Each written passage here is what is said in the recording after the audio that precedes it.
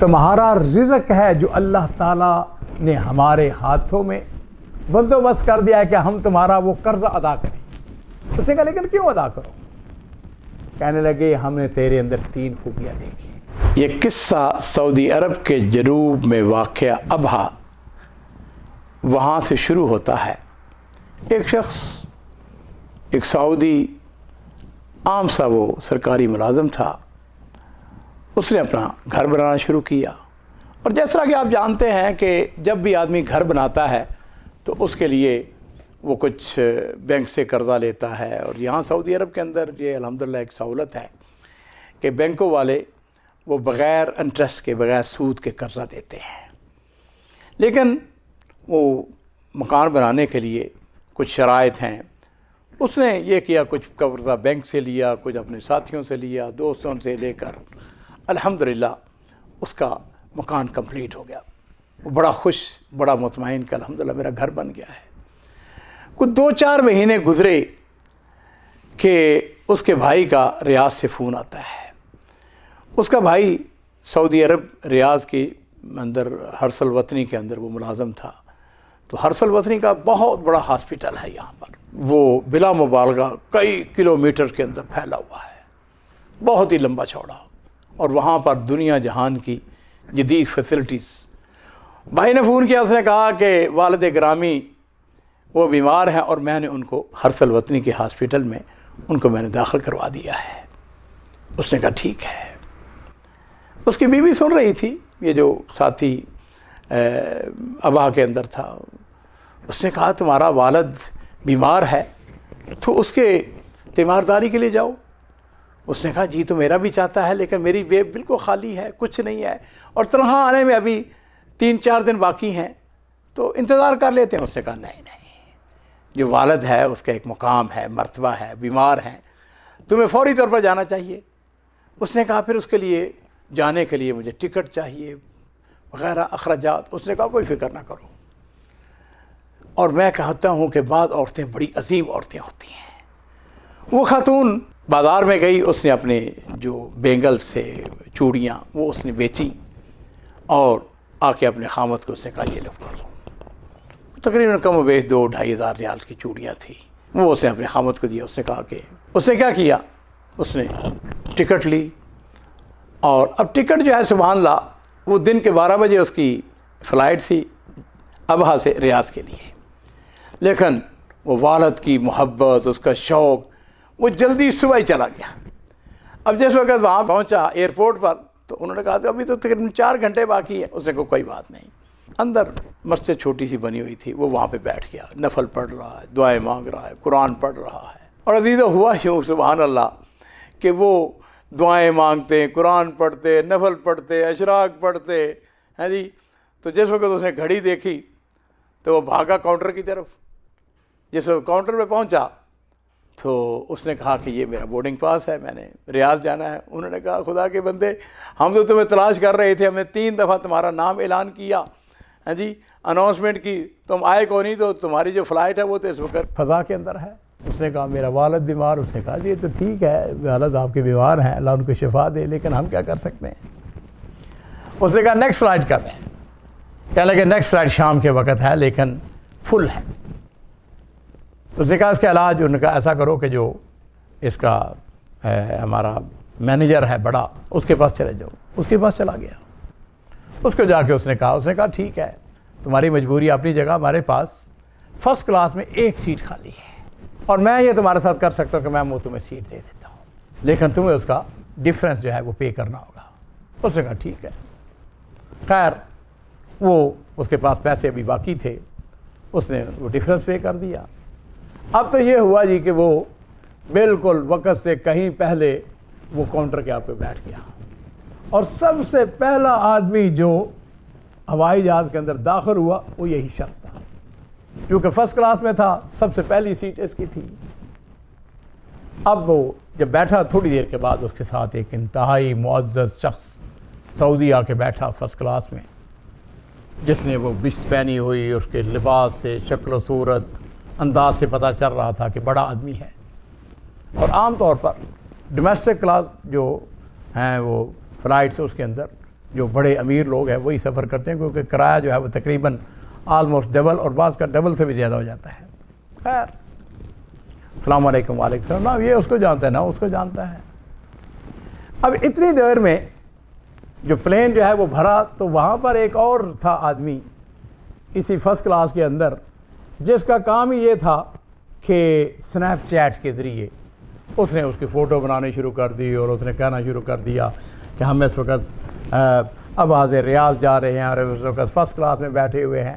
لو جی عزیزو، ہوا یوں کہ وہ اس نے سنیپ چیٹ، مجھے تو سچی بات ہے اس کے بارے میں زیادہ معلومات نہیں ہے، لیکن سنا یہی ہے کہ وہ فوری طور پر اس کے اتنے فالوور تھے، کوئی چند منٹ گزرے ہوں گے، ابھی پلین جو ہے وہیں پہ کھڑا ہے، ابھی وہ اس نے پرواز شروع نہیں ہوئی ہے، تو اس کو ٹیلی فون آ گیا، ابو فالح کہاں ہو تم اس وقت؟ اس نے کہا میں ریاض جا رہا ہوں۔ اس نے کہا جو یعنی ٹیلی فون کرنے والا تھا، اس نے کہا اچھا تو تم فرسٹ کلاس کے اندر سفر کر رہے ہو؟ اس نے کہا بھائی میں فرسٹ کلاس کے اندر سفر کر رہا ہوں، لیکن کچھ مجبوری ہے کہ میں تمہیں آگے بتاؤں۔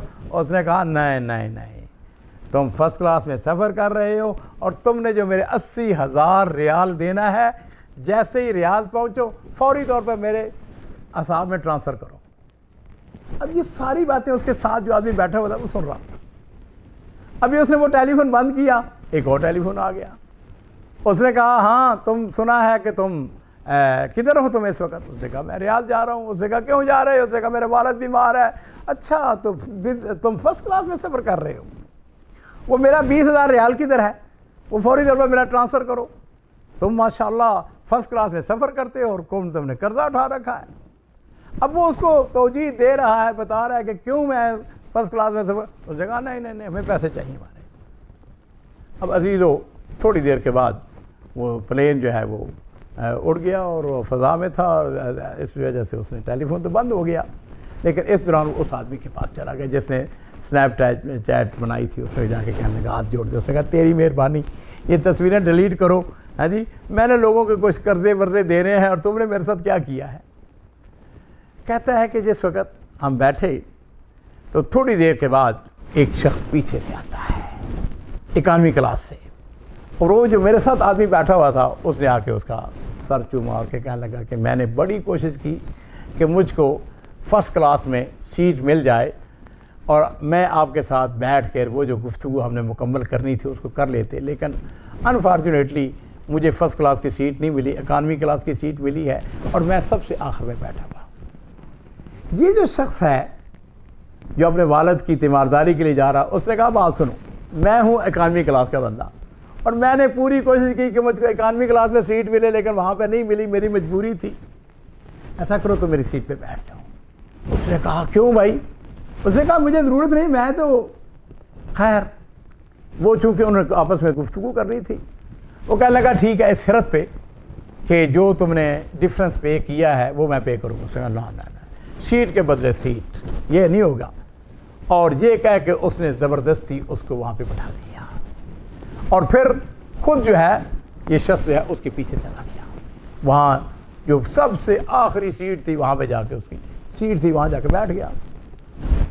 اب وہاں سے ریاض کو تقریباً 1.5 گھنٹے کا سفر ہے کم و بیش۔ جس وقت وہ ریاض پہنچے تو اس وقت کیفیت یہ تھی کہ یہ دونوں جو تھے وہ آدمی معززین وہ وہاں پہ کھڑے تھے، اس کا انتظار کر رہے تھے۔ انہوں نے اس سے کہا، اس کا شکریہ ادا کیا اور کہنے لگے ایسا ہے کہ پرسوں ہمارے گھر میں دعوت ہے، ہمارے گھر میں تشریف لاؤ اور ہماری دعوت قبول کرو۔ خیر کہنے لگا میں تو اپنے والد کا پتہ لینے کو سکھاؤں، کوئی حرج نہیں، جاؤ اپنے والد کا پتہ کرو، پرسوں کی بات ہے، پرسوں ہمارے گھر میں اس نے ٹیلی فون نمبر لیا، دیا لوکیشن۔ لو جی عزیزو بات کو مختصر کرتے ہوئے اپنے والد کے پاس گیا، الحمدللہ والد اس کا جو ہے اللہ کے فضل و کرم سے بہتر حالت میں تھا۔